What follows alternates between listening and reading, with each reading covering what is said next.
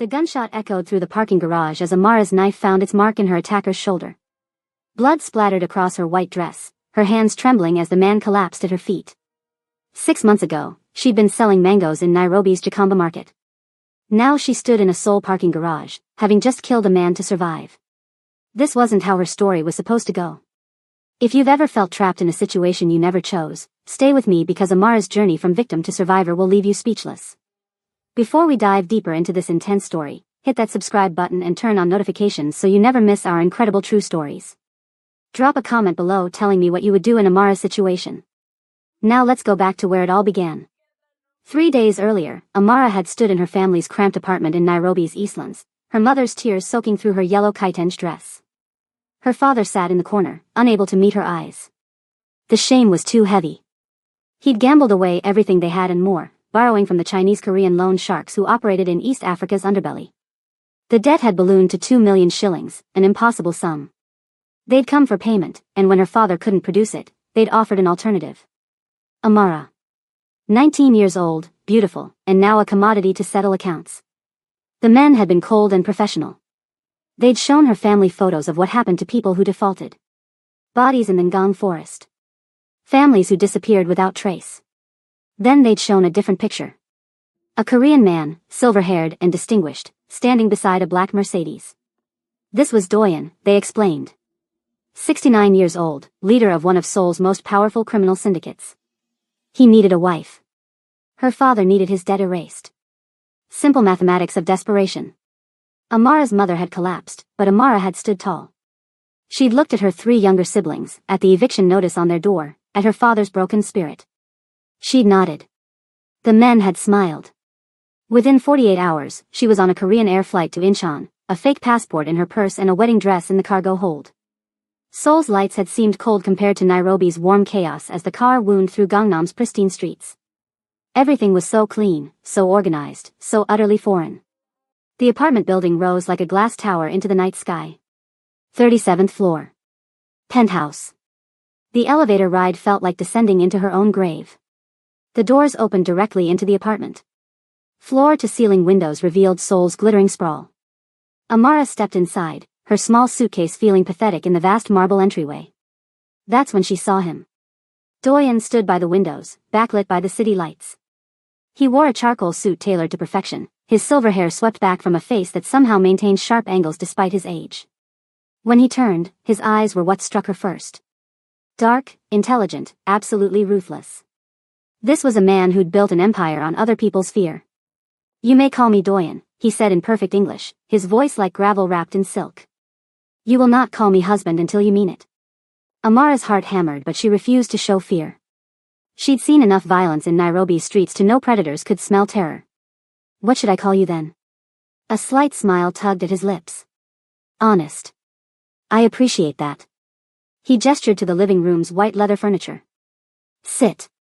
We need to discuss terms." She remained standing. "Terms? I thought I was purchased." "You were." He poured himself whiskey from a crystal decanter. "Your father didn't just owe money, Amara. He stole from the Jade Serpent Triad.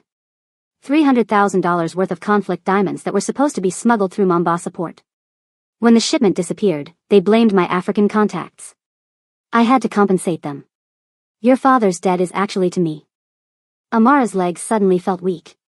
She sank onto the couch. "He stole?" "He gambled the payment away before making the delivery. The Triad wanted your entire family dead. I convinced them I had a better solution." Doyen settled into the chair across from her, studying her like a specimen under glass. "I bought the debt. I bought you. Your family lives because I chose mercy." "That's not mercy," Amara whispered. "That's ownership. In my world, it's both." He leaned forward. "Here are the terms. You will remain here as my wife. You will appear with me publicly when required. You will learn Korean. You will learn to survive in this world. In exchange, your family receives monthly payments, protection, and their lives." "And if I refuse?" His expression didn't change, but the temperature in the room seemed to drop 10 degrees. "Then the original deal with the Triad stands. Your mother, your 3 siblings, all of them. Gone within a week. Your father will watch before he joins them. Amara closed her eyes, seeing her baby sister Zuri's face, her gap-toothed smile. 10 years old and obsessed with becoming a doctor. Her brothers, Jabari and Kofi, twins at 15 with dreams of playing football professionally. Her mother, who'd worked 3 jobs to keep them fed after her father lost his job. All of them, dead, because of one man's weakness and greed. I understand, she said finally. Good. Doyen stood. Your bedroom is the second door on the left. You'll find clothes in your size in the closet. Mrs. Choi, my housekeeper, will wake you at 7. Your training begins tomorrow. Training? Did you think you'd simply sit here looking pretty? He moved toward the hallway. In my world, weakness is a death sentence. You need to learn to protect yourself.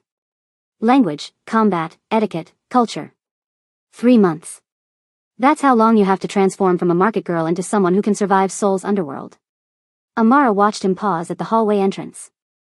One more thing, Doyen said, turning back to face her. His eyes held something she couldn't quite read. I won't touch you. Not until you offer yourself willingly. I may have purchased you, Amara, but I will not take what isn't freely given. She stared at him, confusion mixing with her fear.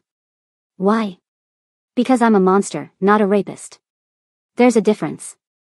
He disappeared down the hallway, leaving her alone in the vast living room with its city view and its suffocating luxury. Amara sat frozen for several minutes before her body began to shake. The adrenaline that had kept her upright during the confrontation drained away, leaving her hollow. She pulled her knees to her chest, wrapping her arms around them, and let herself feel the full weight of what had just happened. She'd been sold. She was owned. Her life as she knew it was over. But her family would live. That had to be enough. The bedroom was larger than her entire family's apartment in Nairobi. The bed could have fit 6 people comfortably. The closet held more clothes than she'd owned in her entire life, all in her size, all expensive. Someone had done their research. The bathroom had a tub big enough to swim in and more beauty products than she knew how to use. It was a prison made of silk and marble. Amara didn't sleep that night. She stood at the bedroom window watching Seoul's lights, thinking about her mother's face, her siblings' futures, and the cold-eyed man who now controlled her fate. Somewhere in this glittering city, people were living normal lives. Going to work, falling in love, making choices. She wondered if she'd ever have that freedom again. At exactly 7 in the morning, a soft knock came at her door. A middle-aged Korean woman entered, her expression neutral but not unkind. Good morning. I am Mrs. Choi. I manage this household. You may call me Choi SSI. Her English was heavily accented but clear. Good morning, Amara replied, suddenly aware of how exhausted she looked. Mrs. Choi's expression softened slightly. It is difficult, the first night. But you are stronger than you know. Come. Breakfast, then we begin. The kitchen was all stainless steel and marble countertops. Mrs. Choi had prepared a spread of Korean dishes alongside some toast and eggs, perhaps anticipating Amara's unfamiliarity with the cuisine. Doyen sat at the head of the table reading a newspaper, now dressed in casual clothes that probably cost more than a year of her father's salary. Sit, he said without looking up. Amara took a seat at the far end of the table. Closer. I don't bite at breakfast. She moved to a chair in the middle, maintaining some distance. Mrs. Choi served them both, and for several minutes, they ate in silence. Amara picked at her food, her stomach too knotted to accept much. You need to eat, Doyen said, finally lowering his newspaper. Training will be physically demanding. You'll need your strength. I'm not hungry. That wasn't a request. His tone remained calm but carried unmistakable authority. Eat. Amara forced down some eggs and toast, washing it down with orange juice. She refused to look at him, focusing instead on her plate. Your trainer arrives in 30 minutes, Doyen continued. Her name is Suki. She's former North Korean military, defected 8 years ago. She'll teach you to fight, to survive, to be aware of your surroundings at all times. Listen to everything she says. Why do I need to fight? You said I just needed to appear with you publicly. Doyen set down his chopsticks and looked at her directly. Because being seen with me makes you a target. My enemies will see you as my weakness, a vulnerability they can exploit. You need to be able to defend yourself when I'm not there to protect you. How thoughtful, Amara said, unable to keep the bitterness from her voice. Worried about your investment? Something flashed in his eyes, anger perhaps, but it disappeared as quickly as it came. Worried about keeping you alive. There's a difference. He stood, grabbing his suit jacket from the back of his chair. Taemin will be here as well. He's my second in command.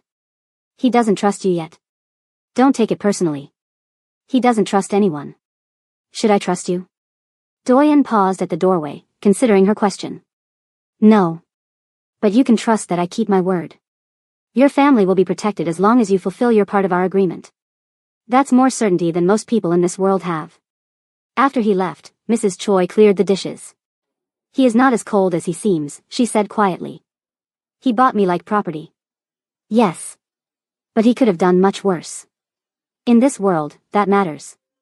Mrs. Choi met her eyes. I know you don't want to hear this now. But survival comes first. Understanding comes later. Hatred can wait. Before Amara could respond, the elevator chimed.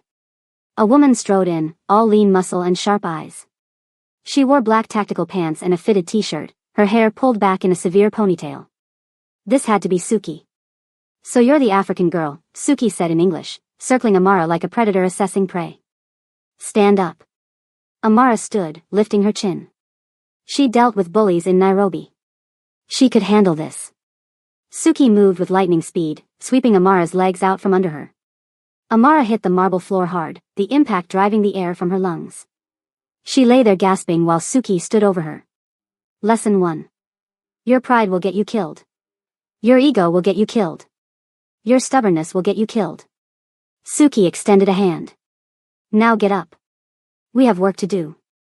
Amara took the offered hand, letting Suki pull her to her feet. Her back ached from the fall, but she refused to show it. Good. You don't cry easily. That's something. Suki headed toward a door Amara hadn't noticed before. This way. Doyen had a training room installed last week. Gym equipment, mats, weapons. Everything we need. The training room was impressive, a full gym with padded floors and mirrored walls. Weapons hung in locked cases along one wall. Knives, staffs, things Amara couldn't even name. Strip down to your underwear, Suki commanded. I need to see what I'm working with. Amara hesitated, her arms crossing protectively over her chest. Why? Because I need to assess your body type, your muscle development, your flexibility. How else can I design a training program? Suki's expression showed no patience for modesty. I've seen thousands of bodies, girl. Yours isn't special. Strip. Feeling humiliated but seeing no alternative, Amara removed her clothes down to her underwear. Suki walked around her, occasionally pressing on her shoulders, her arms, her legs, testing muscle tone and joint flexibility. You're stronger than you look.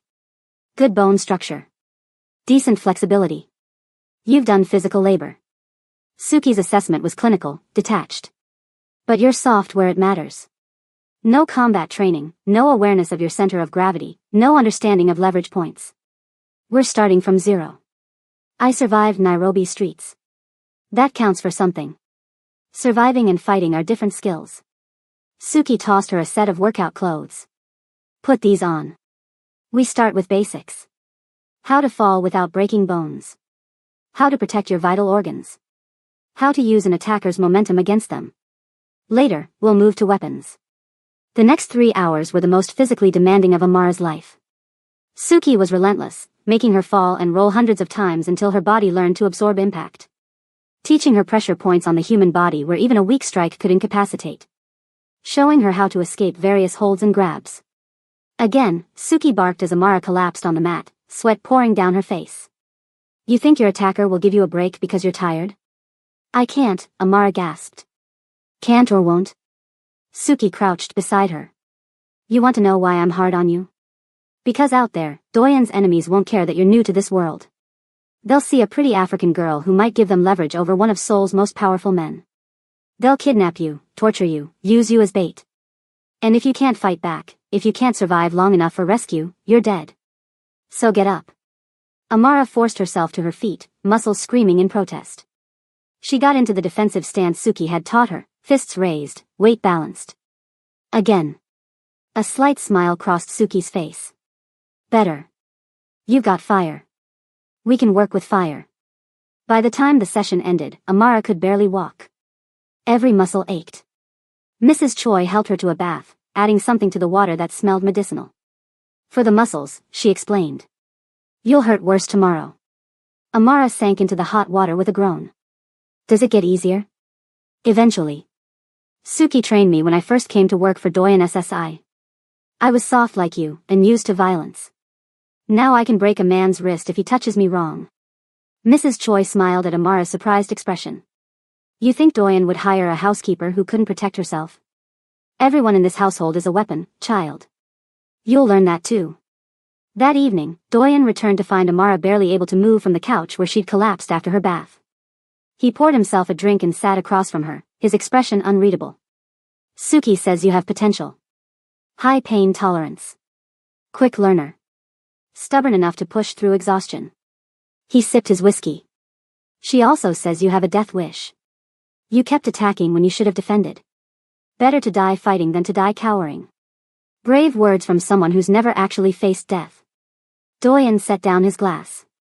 You think you understand this world because you grew up in Nairobi's slums. You think poverty and street violence prepared you. They didn't. The violence you knew had rules, boundaries. People killed for reasons, revenge or money or territory. Here, people kill because you looked at them wrong. Because you exist. Because they're bored. Then why bring me here? Why not just pay off the debt and leave my family alone? Doyen was quiet for a long moment, his eyes fixed on the city lights beyond the windows. Because I'm 69 years old and I've built an empire with no one to share it with. Because every woman who's ever approached me wanted my money or my power or both. Because I've never had something that was truly mine, chosen by me, not given out of fear or greed. He looked at her then, and for the first time, she saw something human in those cold eyes. You hate me. I understand that. But your hatred is honest. It's real. That's more valuable than 1,000 fake smiles from women who pretend to love me. Amara stared at him, trying to reconcile this admission with the monster who'd threatened her family. You're insane. Probably. He stood, moving toward his study. Your Korean lessons start tomorrow afternoon. A tutor will come after your morning training session. You have 3 months to become conversational. I suggest you take it seriously. The people in my world will see any weakness as an opportunity. Over the following weeks, Amara's life fell into a brutal routine. Morning training with Suki that left her battered and exhausted. Afternoon Korean lessons with Professor Min, a patient elderly man who somehow made verb conjugations feel like life or death. Evenings either alone or with Doyen, who would sometimes join her for dinner and conversation, other times disappearing for days on business she didn't want to understand. The physical transformation came first.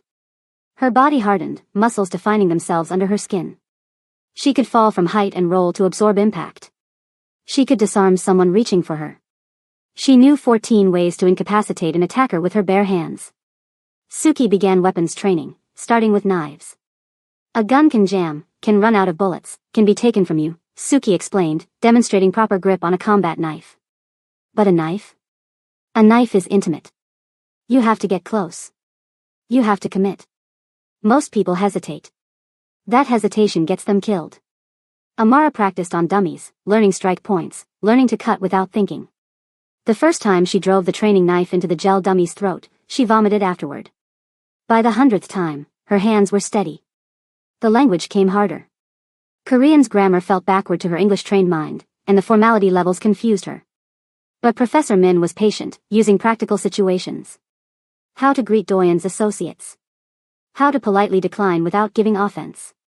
How to sound respectful while maintaining dignity. You're doing well, Professor Min said one afternoon, 6 weeks into her training. Your accent is still obvious, but your grammar improves daily.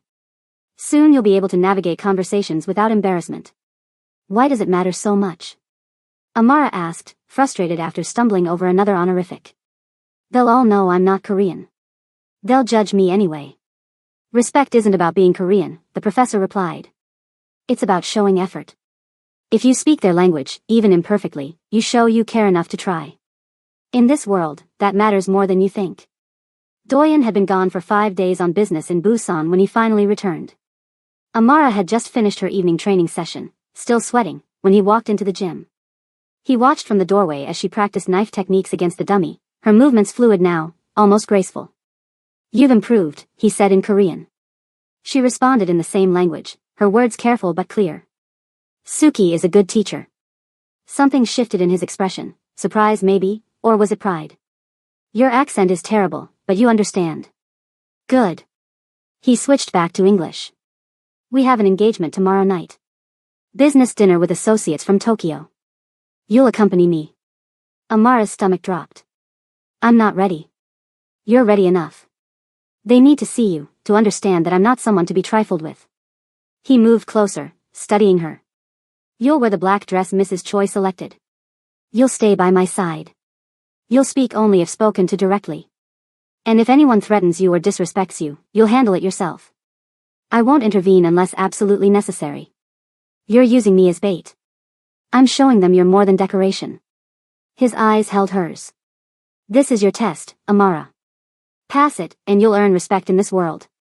Fail, and you'll always be seen as my weakness. That night, Amara barely slept. She ran through every scenario Suki had taught her, every pressure point, every defensive move. Mrs. Choi woke her early, helping her prepare. The black dress was elegant but allowed movement, the heels high enough to be formal but stable enough to run in if needed. Her hair was styled in elegant braids that showcased her face while keeping it out of her eyes.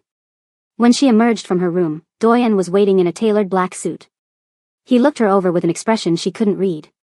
You look like someone who belongs in my world now. I'll never belong in your world. Perhaps not. But you can survive in it. That's what matters tonight. He offered his arm. Stay close. Watch everything. Trust no one. The restaurant was in Gangnam, exclusive enough that it had no sign, just a number on an unmarked door.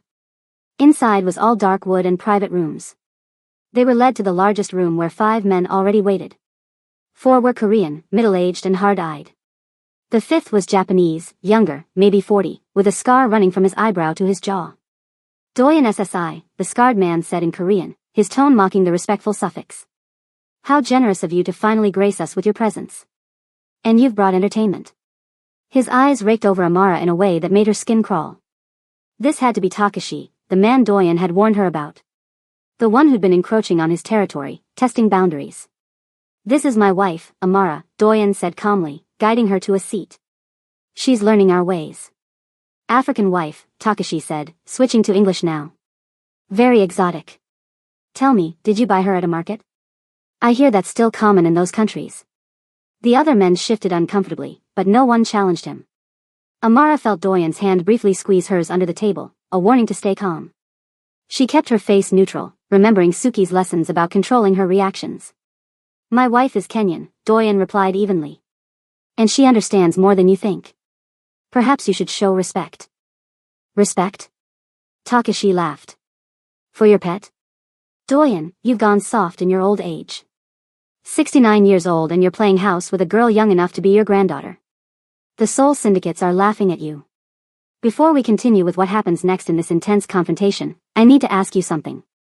Have you ever been in a situation where you had to prove yourself to people who already decided you weren't worth their respect? Drop your story in the comments below because what Amara does next will shock you. And if you're enjoying this story, hit that like button and subscribe so you don't miss how this dangerous situation unfolds. Now let's get back to the dinner from hell. The tension in the room was thick enough to cut. Amara felt every eye on her, waiting to see if she'd crack, if she'd prove Takashi right. She thought about her training, about everything Suki had taught her. About the pressure points on the human body. About using an opponent's expectations against them. She smiled sweetly at Takashi and spoke in careful Korean. You have something on your jacket. Let me help. Before anyone could react, she reached across the table as if to brush off his shoulder. Her fingers found the pressure point at the base of his neck, exactly where Suki had shown her. She pressed hard. Takashi gasped, his hand flying to his neck as pain shot through his shoulder and down his arm. The sake cup he'd been holding clattered to the table. Oh, I'm so sorry, Amara said in English, her tone innocent. Did I hurt you? I'm still learning appropriate touching in Korean culture. Perhaps you should teach me proper boundaries. The room went silent. Takashi's face had gone red, whether from pain or embarrassment, Amara couldn't tell. The other Korean men looked between Doyen and Takashi, clearly unsure how to react. Doyen's expression remained neutral, but she caught the slight upward curve of his lips. Takashi slowly straightened in his chair, rubbing his neck where Amara's fingers had struck. His eyes had gone cold, dangerous. You little. Careful, Doyen's voice cut through the tension like a blade. My wife just demonstrated that she can defend herself. Something your own wife probably wishes she could do, given your reputation. The insult hung in the air. One of the Korean men actually smiled before quickly covering it with his hand. Takashi's scar seemed to darken as blood rushed to his face. This isn't over, Takashi said, standing abruptly. Your territories in Itaewon, the shipping routes through Incheon port, all of it. I'm coming for everything, old man. And your little African pet won't be able to pressure point her way out of what's coming. He stormed out, one of his men scrambling to follow. The remaining men looked uncomfortable, caught between backing Takashi or maintaining their alliance with Doyen. Gentlemen, Doyen said calmly, pouring himself more sake. Let's discuss actual business. My wife has made her point. Takashi made his. Now we talk about what matters. Money. The rest of the dinner passed in tense negotiation. Amara stayed quiet, observing as Doyen orchestrated agreements and threats with equal skill. She began to understand why he ruled Seoul's underworld. It wasn't just violence or money. It was this, the ability to turn any situation to his advantage, to make people believe they were getting what they wanted while giving him exactly what he needed. The car ride home was silent until they were nearly at the penthouse. Then Doyen spoke. You took a significant risk tonight. You said to handle disrespect myself. I did. And you handled it perfectly. Better than I expected. He looked at her directly. But you also started a war. Takashi won't forget that humiliation. He'll come for you specifically now, not just as a way to get to me, but because you made him look weak in front of his allies. Amara's confidence wavered. I did what you wanted. Yes. And now you'll live with the consequences. Welcome to my world, Amara. Every victory has a price. He was quiet for a moment. Suki will increase your weapons training starting tomorrow. You need to be ready. That night, Amara stood at her bedroom window overlooking Seoul's glittering lights, her hands trembling slightly as the adrenaline finally wore off. She'd struck a Yakuza underboss. She'd humiliated him in front of his peers. And somewhere out there in those lights, he was planning revenge. She thought about her family in Nairobi, safe and protected because of her sacrifice. Was this the life she'd condemned herself to? Violence and threat and constant vigilance? She touched the window glass, cold against her palm, and made a decision. If this was her life now, she wouldn't just survive it. She would master it. The next morning, she arrived at the training room before Suki. When the trainer walked in, Amara was already warming up, stretching muscles that still ached from yesterday's session. Eager, Suki observed. What changed? I made an enemy last night. A real one. I need to be ready. Suki's expression shifted to something almost like approval. Doyen told me. Takashi is dangerous, impulsive, holds grudges. Good. Fear makes you sharp. She moved to the weapons cabinet, unlocking it. Today we escalate. Knives aren't enough anymore. Time to learn guns. The weight of the pistol in Amara's hand felt wrong, heavy and cold. Suki adjusted her grip, her stance, teaching her to absorb recoil, to aim for center mass, to double tap. The first gunshot made Amara flinch. By the 100th, her hands were steady. You're a natural, Suki said, examining the target. Most people close their eyes when they shoot. You kept them open. That's instinct, can't be taught. I don't want to be good at this. But you are. Accept it. Use it. Suki reloaded the magazine. Again. Until your body remembers how to kill without your mind getting in the way. Weeks passed. Amara's Korean improved dramatically. She could now hold conversations, understand the subtle gradations of respect and insult embedded in the language. Her combat skills sharpened. She sparred with Suki now, sometimes even scoring points. The weapons training expanded to include rifles, tactical knives, even improvised weapons. But something else was changing too, something she hadn't anticipated. Her conversations with Doyen had evolved. What started as hostile silence had become actual dialogue. He told her about building his empire from nothing, an orphan who survived Korea's criminal underworld through intelligence and ruthlessness. She told him about Nairobi, about her mother's strength, about the poverty that made her father desperate enough to steal. One evening, 2 months into her captivity, they sat on the penthouse balcony overlooking Seoul. Doyen had poured them both wine, and they watched the city lights in comfortable silence. Do you still hate me? He asked suddenly. Amara considered the question honestly. I hate what you did. Buying me, threatening my family, taking away my choices. But you? She looked at him, this silver-haired man who'd shown her unexpected gentleness alongside his cruelty. I don't know anymore. You're not what I expected. What did you expect? A monster. Simple evil. Something easy to hate. She sipped her wine. But you're more complicated than that. You've been kind when you didn't have to be. Patient. You kept your word about not touching me. That counts for something. Don't mistake restraint for virtue, Amara. I'm still the man who purchased you. I know. But you're also the man who made sure my sister Zuri got the medical treatment she needed when she got sick last month. Mrs. Choi told me you arranged it personally, paid for everything. You didn't have to do that. Doyen looked uncomfortable, as if kindness was more shameful than cruelty. Your family's well-being ensures your cooperation. Is that the only reason? She held his gaze. Or is it possible that somewhere under all that ice, you actually care?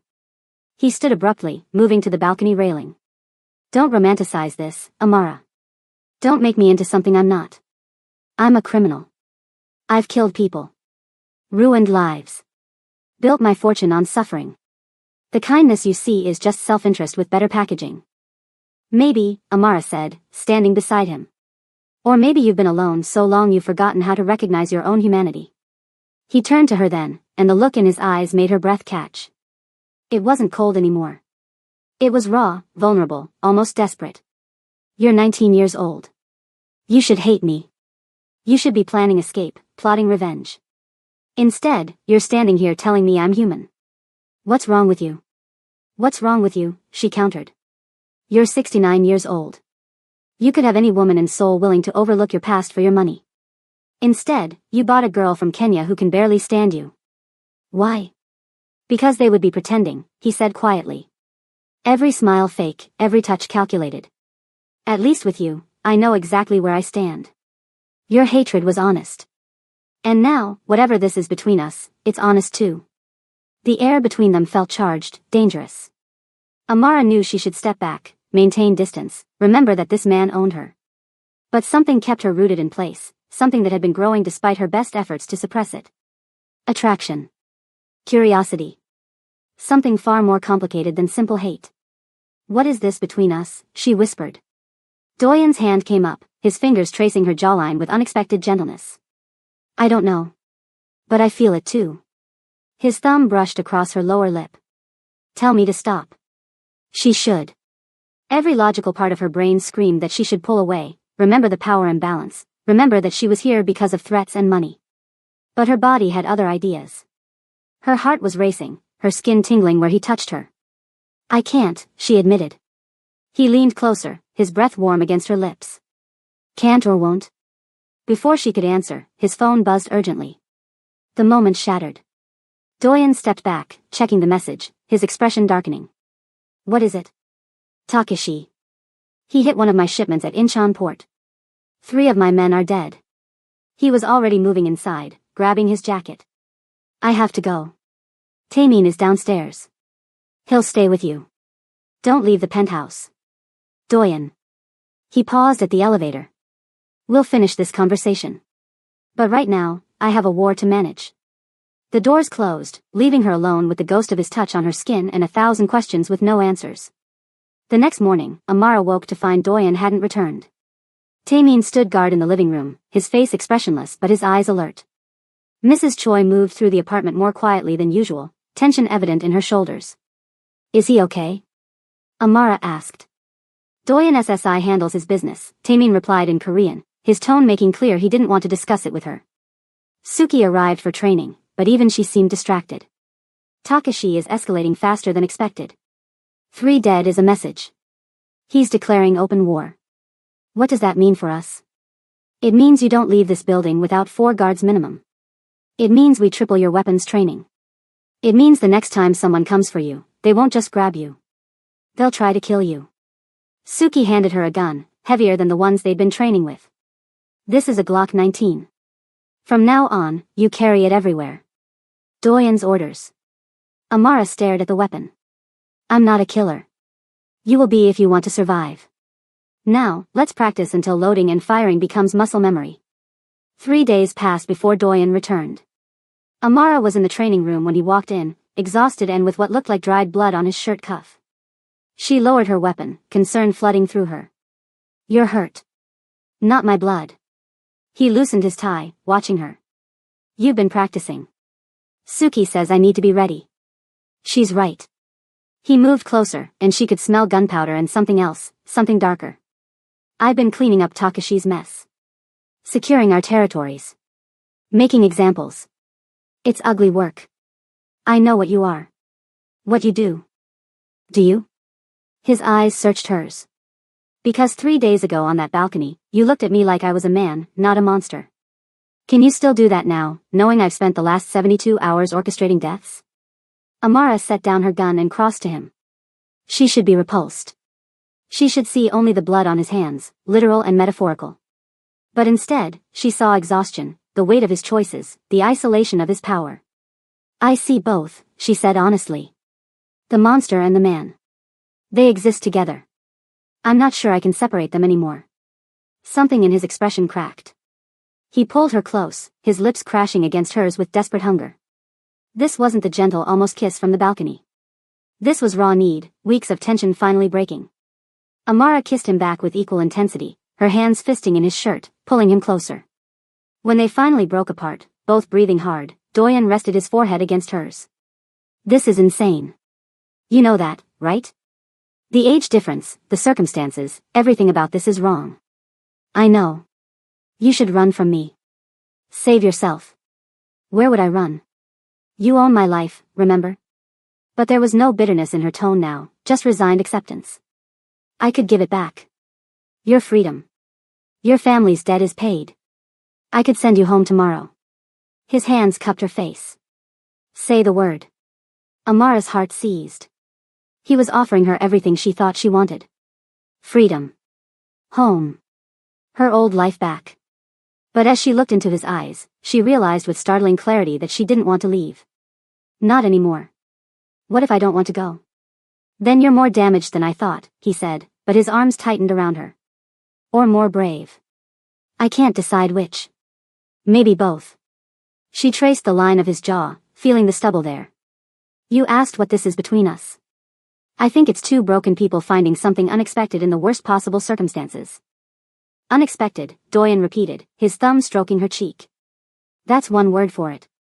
Catastrophic might be another. Are you trying to talk me out of this? I'm trying to give you one last chance to make the smart choice. Because once we cross this line, Amara, there's no going back. You won't just be my captive wife for show. You'll be mine in every way. And I'm selfish enough, possessive enough, that I won't let you go. She should be terrified by the intensity in his voice, the dark promise in his words. Instead, she felt something else entirely. Want. Need. The reckless desire to burn every bridge and see what rose from the ashes. Then don't let go, she whispered. He kissed her again, slower this time but no less consuming. His hands mapped her body with reverent hunger, and she responded with equal fervor, pulling him toward the bedroom. They barely made it, leaving a trail of discarded clothing from the training room to his bed. Last chance, he breathed against her neck. Tell me to stop. Don't you dare stop. What happened next was intense, passionate, a collision of need and emotion that left them both shaking. Doyen was surprisingly gentle despite his intensity, constantly checking her reactions, making sure she was with him every step. When it was over, they lay tangled together, her head on his chest, his fingers tracing patterns on her shoulder. No regrets, he asked quietly. Ask me tomorrow. She lifted her head to look at him. Right now, I'm too confused to regret anything. He laughed, the sound rusty as if he rarely used it. Honest to the end. That's what I love about you. The word hung between them. Love. Neither of them acknowledged it directly, but it changed something in the air, made everything feel more real and more terrifying. Over the next weeks, their relationship shifted completely. Amara moved into his bedroom permanently. They fell into a routine that felt almost domestic despite the violence that surrounded them. Morning training with Suki, afternoon Korean lessons, evenings with Doyen discussing his business or simply existing together in comfortable silence. But the threat of Takashi loomed larger every day. He'd hit 2 more of Doyen's operations, killed 5 more men, and made it clear he was coming for something bigger. Doyen increased security around the penthouse, but even he seemed worried. He's not just after territory anymore, Doyen told her one night. He's after me specifically. My reputation. My power. And the fastest way to hurt me is through you. So what do? We prepare. We train. And we wait for him to make his move so we can end this. He pulled her closer. I won't let him take you, Amara. I promise you that. 3 months into her time in Seoul, Amara was invited to join a meeting with Doyen's inner circle. She sat beside him at the conference table while Taemin and 5 other men discussed Takashi's movements, their defensive positions, and potential offensive strategies. We could hit his operations in Busan, one man suggested. Cut off his supply lines. Too risky, Taemin countered. He's expecting that. We'd lose more men than we could afford. What about his family? Another voice offered. His wife, his daughter in Tokyo. If we threaten them. No. Doyen's voice cut through the discussion like steel. We don't touch families. That's a line we don't cross. But he'd do it to us, the man protested. He's already threatened your wife. Which is exactly why we're better than him. Doyen's eyes were cold. Find another way. Amara listened, absorbing the brutal calculus of their world. These men were discussing murder and violence as casually as others might discuss business contracts. And she was part of it now, complicit by proximity if nothing else. What if we draw him out, she said suddenly. Every eye in the room turned to her. He wants to humiliate you through me. So give him the opportunity. Use me as bait. Absolutely not, Doyen said immediately. Think about it. He won't be able to resist. I go somewhere public, somewhere he can make a move. But we're ready for him. We set the trap and spring it when he comes. You want to put yourself in danger deliberately? Taemin's expression was skeptical. You've been here 3 months. You're not trained enough for that kind of operation. I've been training every day. I can handle myself.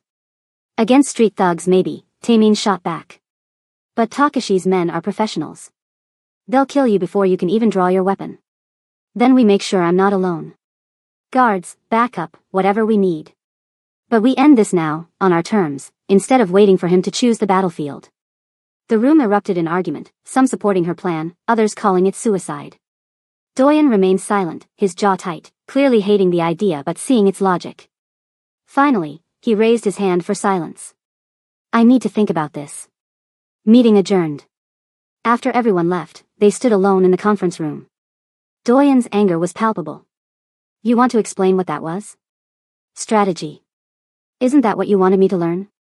I wanted you to survive, not volunteer for execution. I'm tired of hiding, Doyen. Tired of waiting for the next attack. If we're going to do this, let's do it right. Let's end him. He grabbed her shoulders, his grip almost painful. You don't understand what you're suggesting. If anything goes wrong, if he gets his hands on you for even a minute, then you come get me. Like you did at the port. She placed her hands over his. You said we're partners now. Partners trust each other. Trust me to do this. Have you ever made a decision that everyone around you said was crazy, but you knew in your gut was right? That's where Amara is right now, and what happens next will determine if her courage is brilliant or fatal. If you're invested in this story, smash that like button and drop a comment telling me if you think she should go through with this plan. And make sure you're subscribed because the next part of this story is going to be intense. Now let's see what Doyen decides. Doyen stared at her for a long moment, conflict warring in his eyes. Finally, he released her and turned away, running his hand through his silver hair. You're asking me to use you as bait. To put the one thing in this world I care about in the crosshairs of a man who wants to destroy me. I'm asking you to trust that I'm strong enough to handle this. You and Suki trained me for exactly this kind of situation. Training and reality are different things. He turned back to her. You've never killed anyone, Amara. Not really. That man at the port, you wounded him in self-defense. But if we do this, if we set this trap, you'll have to kill. Multiple people probably. Can you do that? Can you take a life and live with it? She thought about her family in Nairobi, safe because of her sacrifice. She thought about the life she'd built here, unexpected and complicated as it was. She thought about Doyen, this dangerous man she'd somehow fallen for despite every logical reason not to. If it means protecting what's mine. Yes. I can do it. Something shifted in his expression. Pride maybe, or resignation. Then we do it right. Full planning, multiple contingencies, extraction protocols. And if at any point I say abort, you listen. Understood? Understood. They spent the next week planning meticulously. The location would be the Korean African Cultural Center Amara had been supporting, a community space she'd helped fund with Doyen's money. She'd announced a public appearance there, a speech about bridging cultures. The event had been publicized enough that Takashi would know about it. He'll see it as the perfect opportunity, Taemin explained during one planning session. Public space, lots of civilians for cover, and you making yourself vulnerable. His ego won't let him pass it up. How many men will he bring? Amara asked.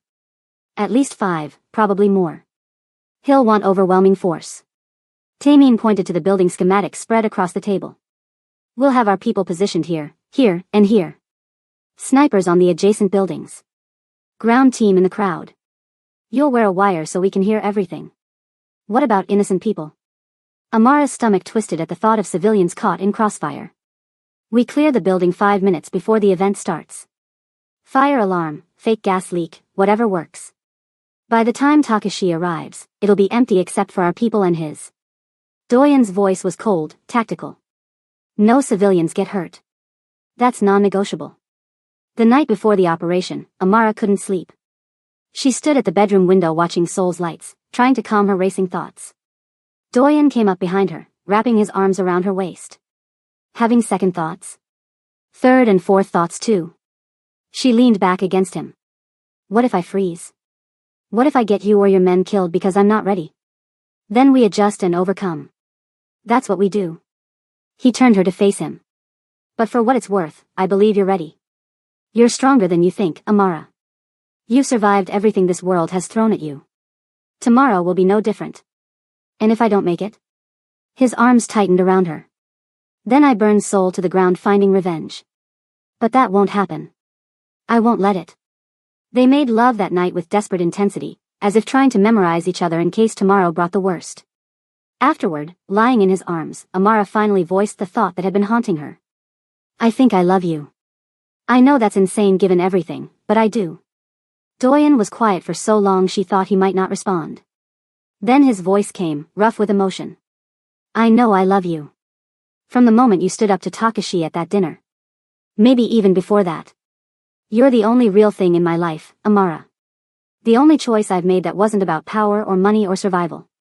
You're just for me. We're so messed up, she said, but she was smiling. Completely. But we're messed up together. That counts for something. The next morning arrived too quickly. Amara dressed in practical clothes that looked formal enough for a public appearance but allowed movement. The bulletproof vest under her blouse was uncomfortable but necessary. She checked her Glock twice, making sure the magazine was full, the safety functional. Suki came to do a final equipment check. Remember everything I taught you. Stay aware of your surroundings. Don't let anyone get within arm's reach unless they're ours. And if shooting starts, get to cover first, return fire second. I remember. Good. Suki surprised her by pulling her into a brief hug. You become a good student. Don't die today. I'd hate to break in someone new. The drive to the cultural center was tense. Doyen sat beside her in the SUV, Taemin driving, 2 more vehicles full of armed men following. His hand found hers, squeezing once. Last chance to back out. Not a chance. The center was a modest building in Itaewon, the international district. Amara had chosen it specifically because its layout offered multiple entry and exit points. Her people had already cleared the building using the gas leak excuse. Now it sat empty, waiting. Takashi's convoy was spotted 10 minutes ago, Taemin reported through his earpiece. 4 vehicles, estimated 12 to 15 men. They'll be here in 5 minutes. Amara's heart hammered. This was really happening. Doyen walked her to the entrance, his expression carved from stone. You remember the safe word? Phoenix. If I say it, you extract me immediately. No heroics. No unnecessary risks. You get one shot at him, you take it. Don't hesitate. He cupped her face, kissing her hard. Come back to me. Always. She walked into the building alone, her footsteps echoing in the empty lobby. The lights were on, everything looking normal for an event about to start. She moved to the small stage area, pretending to check the microphone. Through her earpiece, she heard Taemin's updates. Takashi's vehicle's parking now. Count 15 men, all armed. He's with them, coming to the front entrance. Amara's mouth went dry. She positioned herself center stage, visible from the entrance, an easy target. Every instinct screamed to find cover, but that wasn't the plan. She needed to draw them in, make them commit. The front doors opened. Takashi walked in flanked by his men, all of them carrying weapons openly now that they thought the building was empty. His scarred face split into a cruel smile when he saw her alone on stage. The African princess, he called out in English, his accent thick. All alone. Where is your old man? Finally realized you're not worth protecting? Amara kept her expression calm despite her racing pulse. He's around. Unlike you, he doesn't need an army to feel powerful. Takashi laughed, moving closer. His men fanned out, covering exits, blocking escape routes. Still has a sharp tongue. I'm going to enjoy breaking that spirit. He was 10 feet away now, close enough she could see the madness in his eyes. Did you really think I'd fall for this obvious trap? I knew what you were planning. The difference is, I came anyway because I have the numbers. 15 of my men against what, maybe 8 of his? Your old man is slipping. Maybe. Amara's hand drifted casually toward her concealed weapon. Or maybe you can't count. The lights went out, plunging the building into darkness. Amara dropped behind the stage's podium as gunfire erupted. Muzzle flashes lit the space in strobing bursts. She heard Takashi screaming orders in Japanese, heard his men returning fire. Through her earpiece, Doyen's voice cut through the chaos. Status? Taking cover. Engaging. Amara drew her Glock, steadying her breathing like Suki taught her. She could see shapes moving in the darkness, illuminated by weapon fire. One of Takashi's men rushed the stage. She aimed center mass and squeezed the trigger twice. The man went down. The first kill. Her stomach lurched but she didn't have time to process it. 2 more men coming from the right. She fired, hitting one in the shoulder. He spun and fell. The second dove for cover, returning fire. Bullets chewed through the podium inches from her head. East entrance secured, Tamin's voice crackled. Moving to your position. The backup lights kicked on, emergency floods that gave everything a harsh red glow. Amara could see better now. 5 of Takashi's men were down. The rest had taken defensive positions, pinned by crossfire from Doyen's people positioned throughout the building. Then she saw him. Takashi, moving along the wall toward a side exit, trying to escape while his men provided cover. He was going to slip away, live to threaten them another day. Not happening. Amara broke from cover, sprinting across the open floor. Bullets tracked her movement but she weaved, using benches and pillars for momentary protection. She could hear Doyen shouting in her earpiece, ordering her back, but she'd committed now. Takashi saw her coming and raised his weapon. She dove, sliding across the polished floor as his shot went high. She came up on one knee and fired. The bullet caught him in the thigh. He screamed, going down hard. She was on him in seconds, kicking his gun away, her own weapon pressed against his temple. His men couldn't shoot without hitting him. The room went quiet except for the ringing in everyone's ears. Call them off, Amara said in Korean, her voice steadier than she felt. Tell your men to drop their weapons or I paint the floor with your brain. Takashi's face twisted with rage and pain. You think killing me ends this? My organization. We'll find new leadership that isn't stupid enough to start wars they can't win. Last chance. He barked orders in Japanese. Slowly, his remaining men lowered their weapons. Doyen's people moved in, securing them. Then Doyen himself emerged from the shadows, his expression furious and terrified and proud all at once. I told you not to break cover, he said, but his hand was gentle as he helped her stand. And I told you I could handle it. She was shaking now, adrenaline crash hitting hard. Doyen looked down at Takashi bleeding on the floor. You've lost. Your men, your pride, everything. Seoul's syndicates will hear about this by morning. You're finished. Then kill me, Takashi spat. End it. No. Doyen's voice was cold. You'll live. You'll go back to Tokyo humiliated, defeated by a 19-year-old girl and an old man you thought was weak. You'll live with that shame.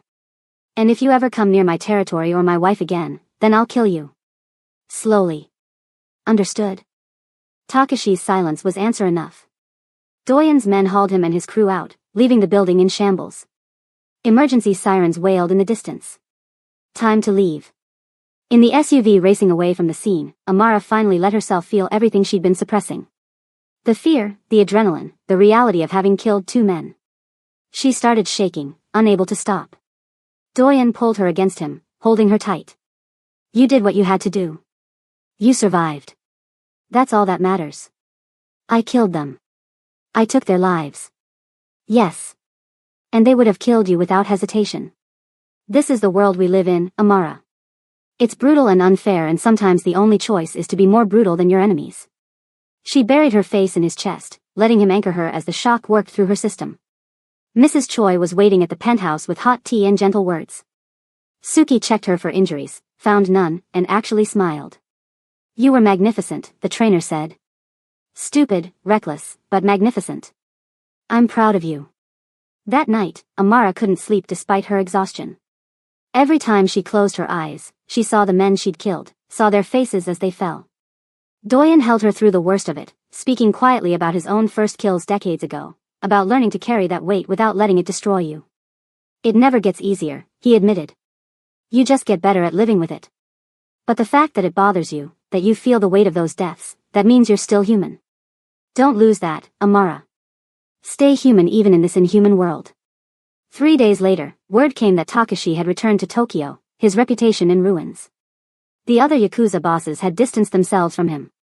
Doyen's position in Seoul was stronger than ever, his territory secure. But something unexpected happened.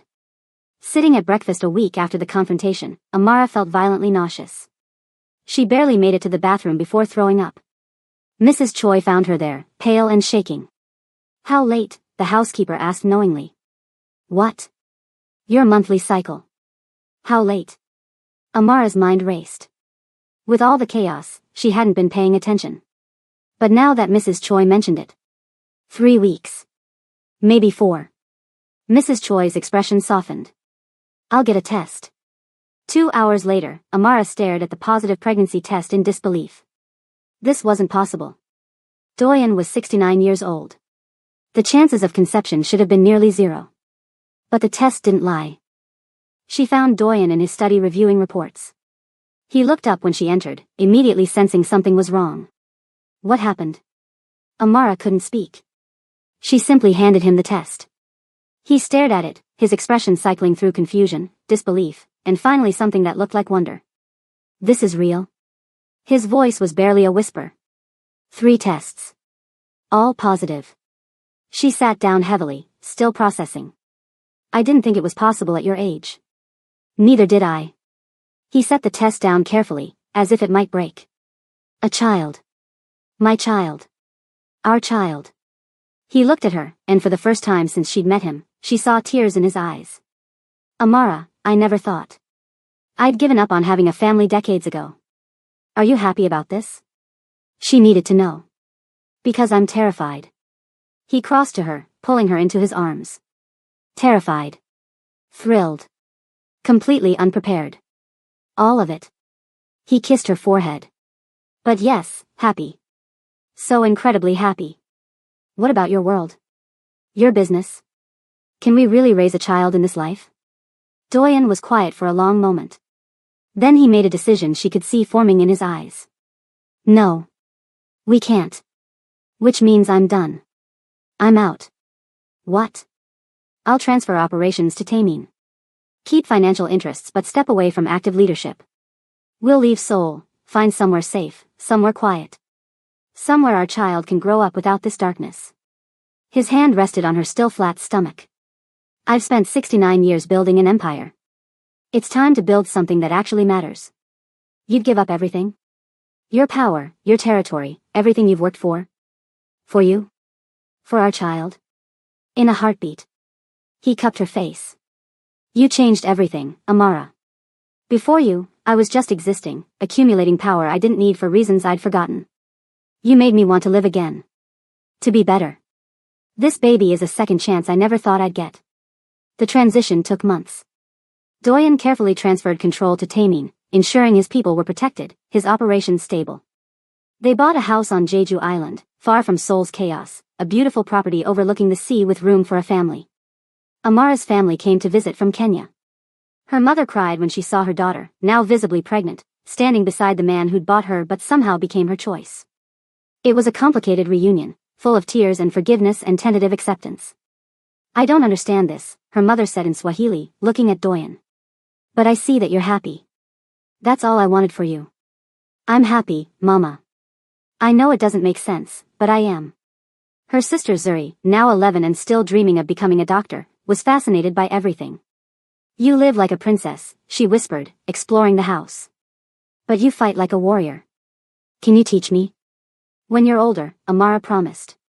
For now, just study hard and chase those dreams. The pregnancy progressed smoothly. Amara studied Korean traditional practices for childbirth while also incorporating Kenyan customs. Their home became a fusion of cultures, Korean furniture beside African textiles, kimchi fermenting next to yugali flour in the kitchen. Suki visited occasionally, now working full-time for Taemin but checking on her former student. You've gone soft, she teased, watching Amara's pregnant belly. Domestic life suits you. I can still take you, Amara shot back with a grin. In your condition? I'd break you in half. But Suki's smile was genuine. I'm proud of you, you know. You survived when everyone thought you'd break. You thrived. That takes real strength. Doyen transformed in ways Amara wouldn't have believed possible. The cold crime lord melted away, replaced by a man who spent his days preparing a nursery, reading parenting books with endearing intensity, talking to her belly about everything and nothing. She's going to be beautiful like her mother, he said one evening, his hand on Amara's stomach feeling their daughter kick. And fierce. God help any boy who tries to date her. She? Amara laughed. We don't know yet. I know. A daughter. I can feel it. His expression turned serious. I want to name her Nala. It's Kenyan, means gift. Because that's what she is. A gift I never deserved but will spend the rest of my life earning. Amara's eyes filled with tears. Nala. I love it. Labor came on a spring morning, cherry blossoms falling outside their windows. Doyen held her hand through every contraction, whispering encouragement in Korean and English, staying calm even when she threatened to kill him for getting her pregnant. When Nala finally entered the world, tiny and perfect and screaming with indignation, Doyen wept openly. He held his daughter with shaking hands, this powerful man reduced to awestruck wonder by 7 pounds of infant. Hello, little gift, he whispered. I'm your father. I'm going to make so many mistakes, but I promise I'll love you with everything I am.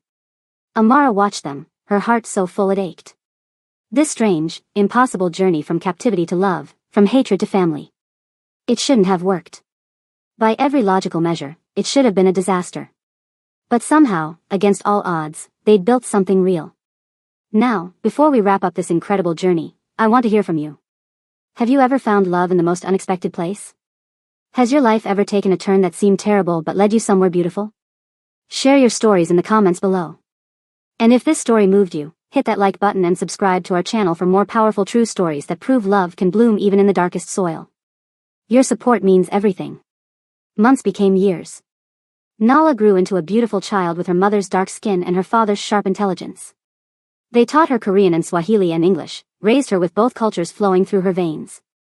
Amara opened a medical clinic on Jeju serving immigrant communities, using Doyen's money for good. He mentored young people trying to escape gang life, offering them alternatives he'd never had. Their story was unconventional, born from circumstances no one would wish for. But it was theirs. Real and complicated and beautiful in its own way. One evening, watching the sunset over the ocean with Doyen's arm around her waist and Nala playing in the sand, Amara thought about that terrified girl on the plane from Nairobi. She'd been so afraid then, seeing only darkness ahead. She'd been wrong. There had been darkness, yes. Violence and fear and choices no one should have to make. But there had also been light. Growth. Strength she didn't know she possessed. And love in the most impossible place. No regrets? Doyen asked, reading her expression like he always could. Amara looked at her daughter, at the life they'd built from ashes and threats and desperate circumstances. Ask me tomorrow, she said, echoing her words from that first night together. He laughed, pulling her closer. Still honest to the end. Always. As the sun set over Jeju Island, painting the sky in shades of gold and crimson, Amara finally understood something fundamental.